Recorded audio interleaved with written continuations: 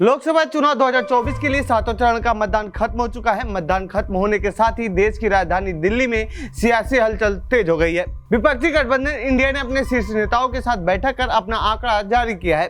India गठबंधन का दावा है कि वो करीब 295 सीटों पर जीत रहे हैं और देश में सरकार बनाने जा रहे हैं।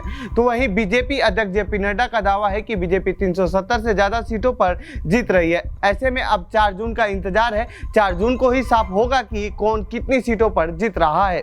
इस बीच इस चुनाव के एग्जिट पोल जारी हो गए हैं। इन पार्टियों के आकलन के अलावा एग्जिट पोल का क्या आकलन है, आइए जानते हैं इस रिपोर्ट में।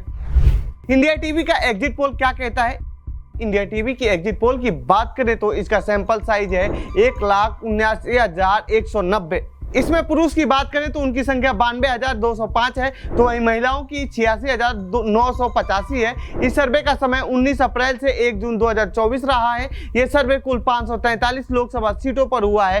टोटल 543 लोकसभा में बीजेपी 371 से 401, इंडिया गठबंधन 109 से 139, अन्य 28 से 38 सीटें मिलती हुई दिख रही हैं। क्या कहता है जन की बात का आकलन। जन की बात ने अपने एग्जिट पोल में एनडीए को 362 से 392 सीटें, जबकि इंडिया गठबंधन को 141 से 161, अन्य को 10 से 20 सीटें मिलने का अनुमान जताया है। ये सिर्फ एग्जिट पोल के नतीजे हैं, असली नतीजे 4 जून को सामने आएंगे। न्यूज नेशन का क्या है आकलन।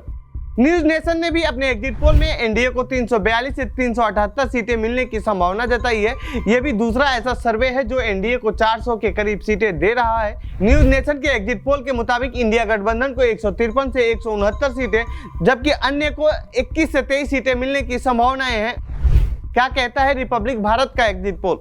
रिपब्लिक भारत के एग्जिट पोल में एनडीए को 353 से 368 सीटें मिलने का अनुमान है। रिपब्लिक भारत के एग्जिट पोल में कांग्रेस गठबंधन को 118 से 133 सीटें, जबकि अन्य को 43 से 48 सीटें मिलने की संभावना है। दैनिक भास्कर के एग्जिट पोल के मुताबिक एनडीए को 281 से 350 सीटें मिल सकती हैं, जबकि इंडिया गठबंधन को 145 से 201 सीटें मिलने की उम्मीद जताई जा रही है। तो ये था एग्जिट पोल से जुड़ी हमारी रिपोर्ट। आपको कैसी लगी यह रिपोर्ट कमेंट बॉक्स में बताएं। साथ ही इस पूरे मामले पर आप क्या कहना चाहते हैं कमेंट बॉक्स में लिखिए। बाकी देश दुनिया की खबरों के लिए बने रहिए जनसत्ता के साथ। धन्यवाद।